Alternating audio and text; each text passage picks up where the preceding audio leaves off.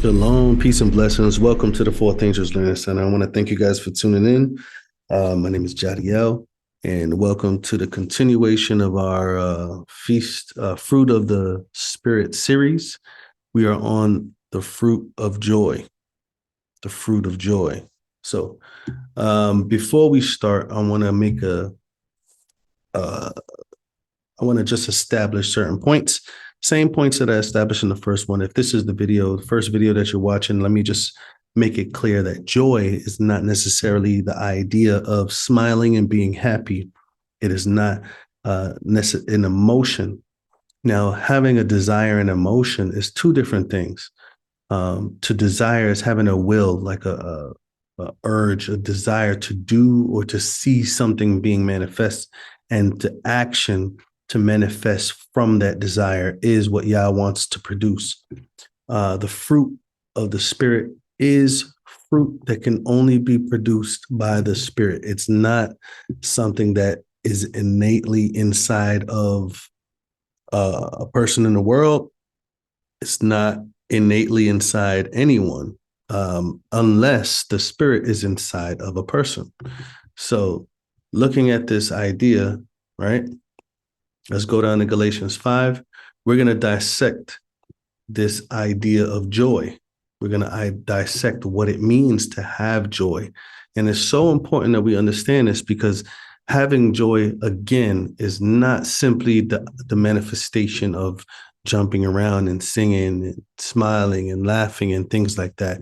That is not what this is about. This is about being joyful in your heart.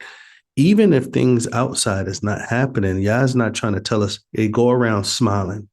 Go smile in this painful, hurtful situation. Go and smile. Go and laugh and joke and raise your voice. And this is not what this fruit is a manifestation of. So let's look at the definition a little bit, just to get a little bit more detail on how we can purposefully manifest the fruit of the Spirit, but how we can understand if we desire the correct thing or not. So it says cheerfulness. Now, cheerfulness is usually described by many people as like, being, cheers and yelling and saying, hey, but then it says that is calm delight, a calm delight, a gladness, right? So a calm delight. We're going to see if we could get a little bit more detail, just so we can get a clearer view on what this is, right? It says joy received from you. This is the cause or occasion of joy.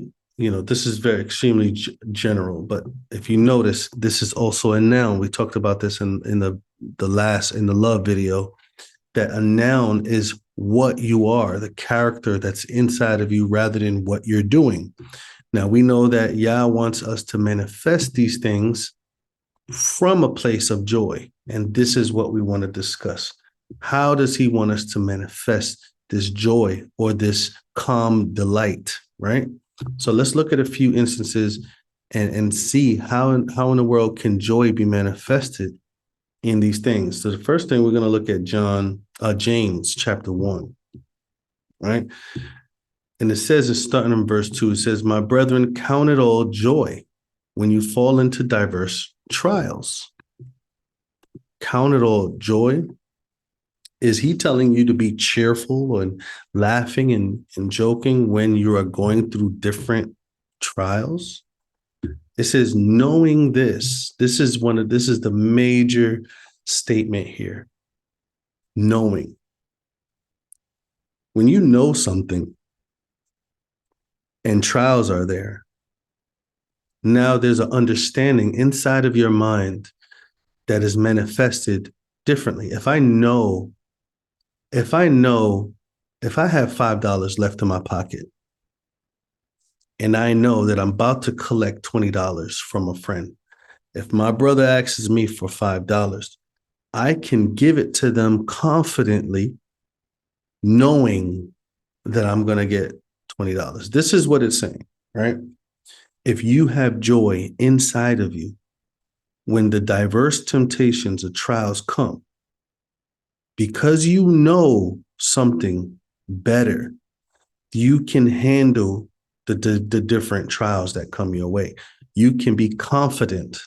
The idea of being confident is also the idea of having a calm delight or security inside of you.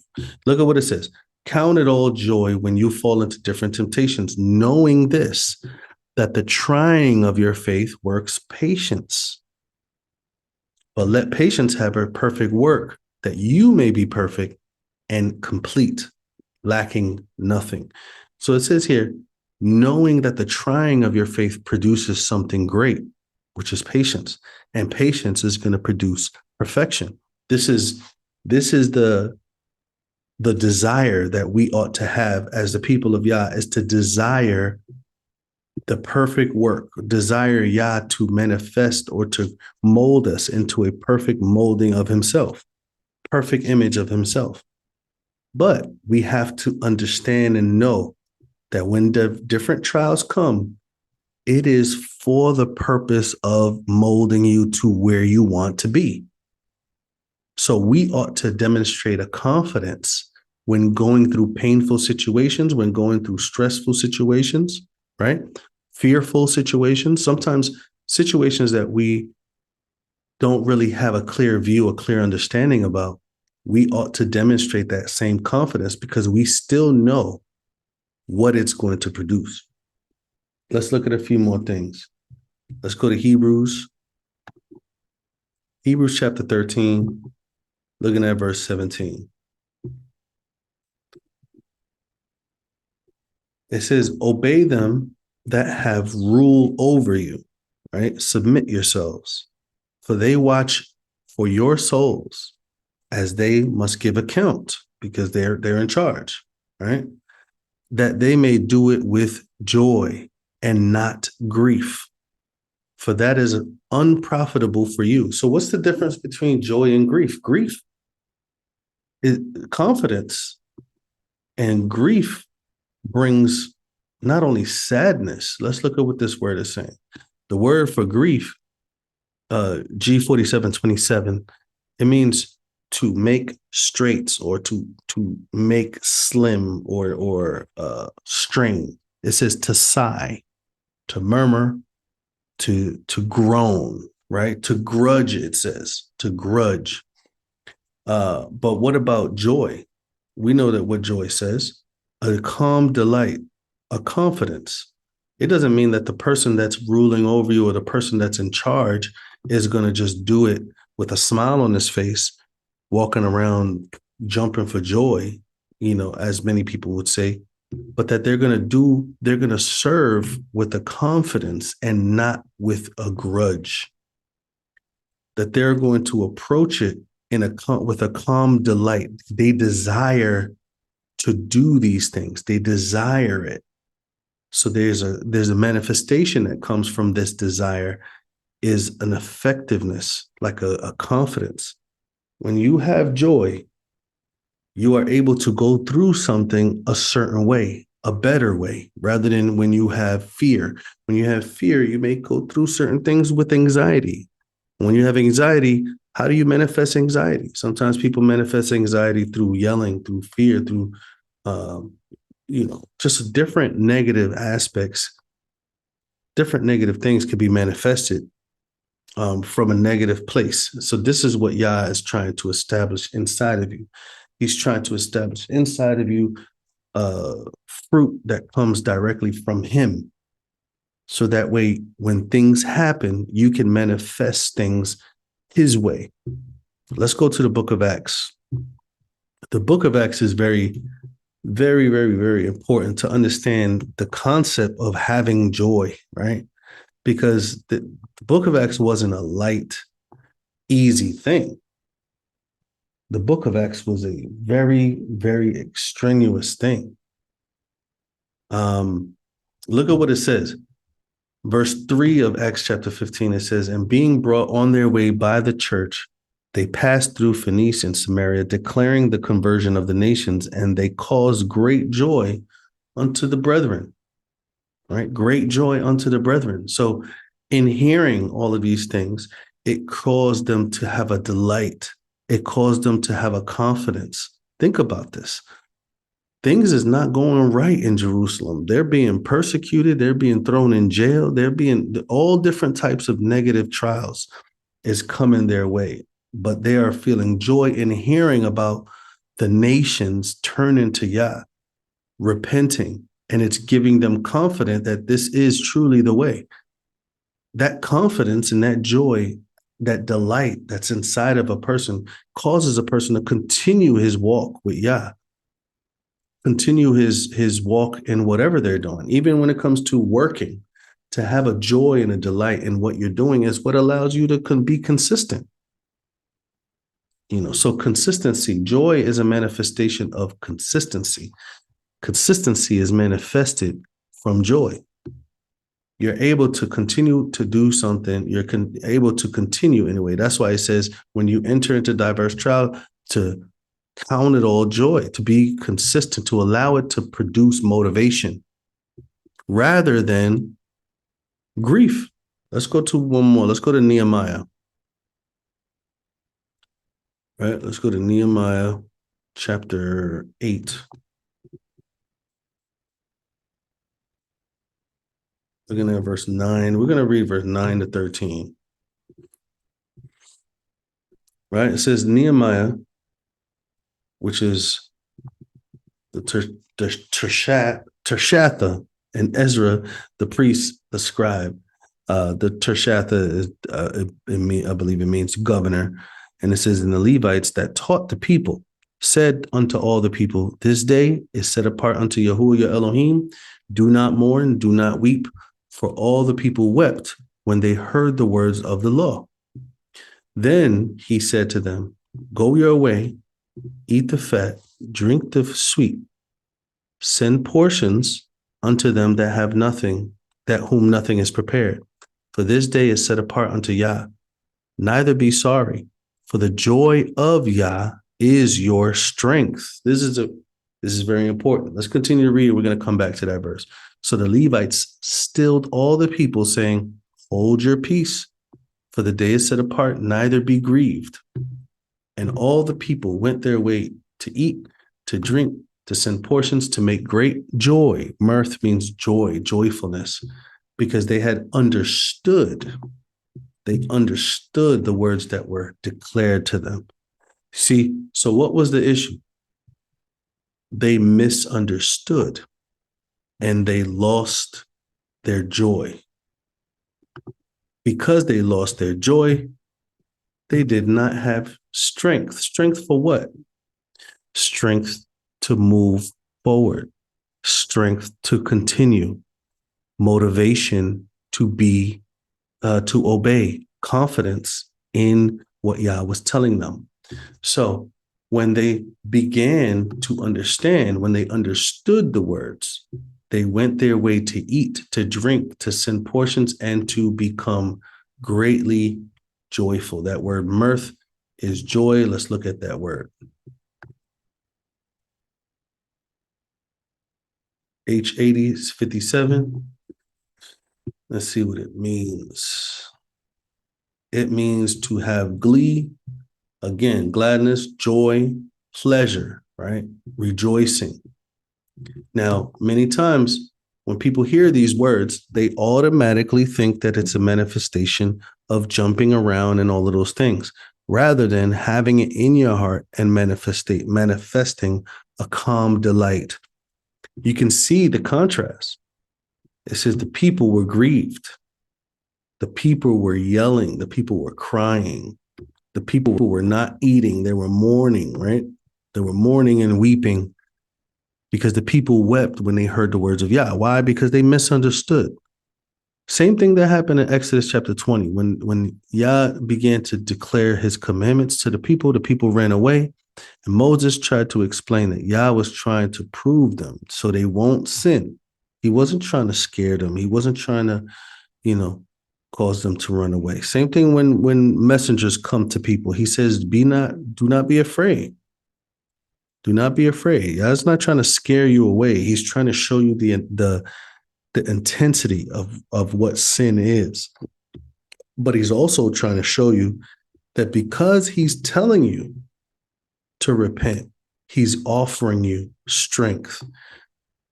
And this is what the motivation is. The motivation of Yah, the joy of Yah is your strength. Let's look up that word joy as well. I want to make sure that we understand why is this minute. H2304, it says the rejoicing and the gladness and the joy. Now, I want to make this is clear. The rejoicing of Yah is your strength. The gladness of Yah, it's very, very, general. But if you're looking at this, this is the noun. This is the noun version. How is this word translated? Joy is to understand that you are receiving strength. H4581. You are receiving strength. This word strength means a fortified place, a defense, a force, right? Strength, strong, to be strong.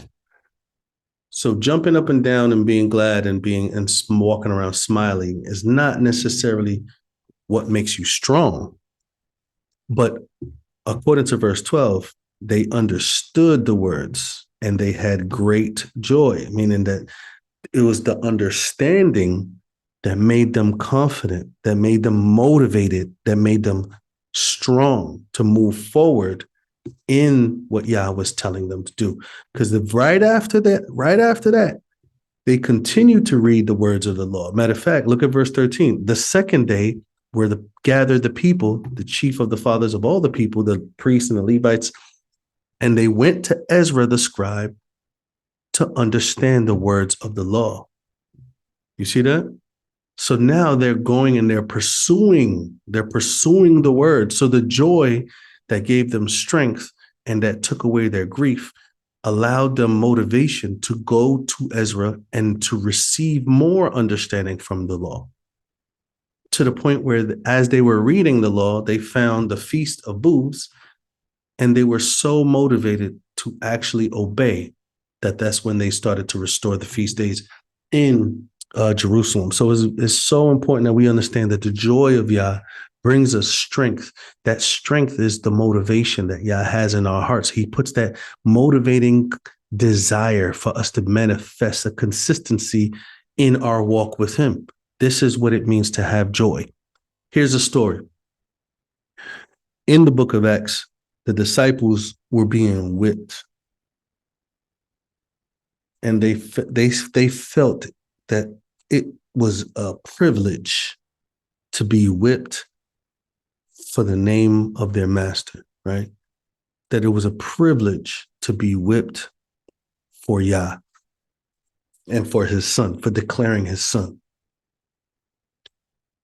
What emotion was in their hearts that they would have that motivation, that strength, that right after they were beaten and thrown in jail, and the moment that they were let out, they went back into the temple, they went back to the people to continue to preach again. When you look at the book of Acts, you constantly see not only a manifestation of consistency, but a desire, a willingness, and also a strength or joy to do these things and receive whatever's coming. Receive whatever's coming for the good news. Whether it be death or whatever it is, they were happy to receive whatever was coming for the name of Yah. Let me see if I could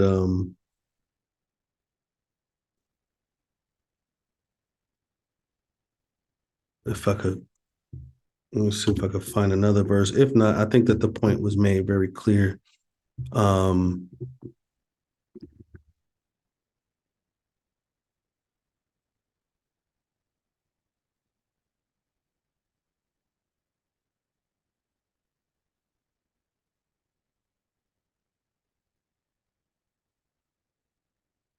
All right, let me see if I can find this verse.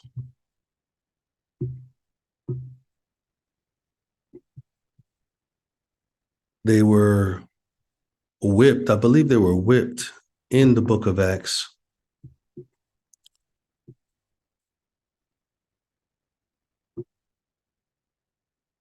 And I believe they said specifically, count it all joy to suffer for the Messiah. Let me see if I can find it real quick. If not, I mean, I think that I'll post it on the Facebook post and the YouTube community page. I'll post it up there. I don't want to take too much time. All right, guys.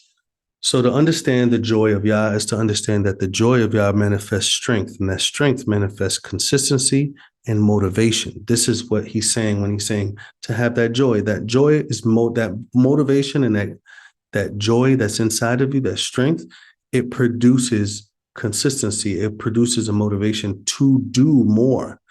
So you can see that the people were grieved in the book of Nehemiah 8. And when they received that joy from Yah, they received strength to pursue more understanding from his word, more truth. And this is what the fruit of joy manifests or produces inside of a believer. I hope that this was clear. And I hope that this would help anyone to examine themselves, to make sure if they are allowing Yah to produce this fruit in them by understanding. So praise Yah.